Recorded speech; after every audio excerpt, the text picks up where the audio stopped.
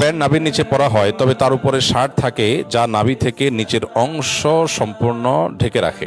এই অবস্থায় কি নামাজ আদায় করা সহি হবে, নাকি নামাজের জন্য প্যান্ট নিচেই নাভির উপর থেকে সতর ঢাকার বিধান অনুযায়ী পরা আবশ্যক হবে? খুবই গুরুত্বপূর্ণ প্রশ্ন।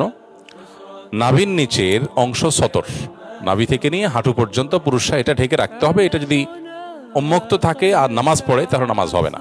আমাদের অনেক বন্ধুরা আছেন যারা প্যান্ট পরে নামাজ পড়েন, দেখা যায় প্যান্ট বা ট্রাউজার এটা পরে নামাজ পড়ছেন, আর তাদের যে গেঞ্জি বা শার্ট, আজকাল এগুলো অনেক শর্ট করে তৈরি করা হয়।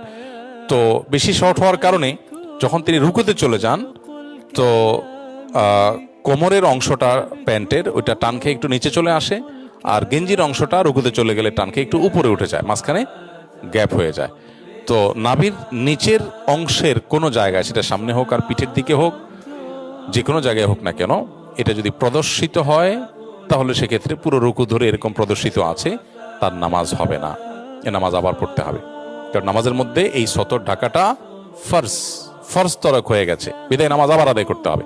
সেজন্য আমাদের খুব সাবধান থাকতে হবে। কিন্তু যিনি প্রশ্ন করেছেন তার প্রশ্নের উত্তর হলো যে এটাতে কোনো অসুবিধা নেই, যে আপনার প্যান্ট নাভির নিচে কিন্তু তার উপরে শার্ট আছে, পাঞ্জাবি আছে, জামা আছে, কোনো কিছু দিয়ে ঢাকলেই হলো। প্যান্ট দিয়েই ঢাকতে হবে নট নেসেসারি, আপনি চাদর দিয়ে ঢাকলেন, ঢাকা থাকলেই হলো।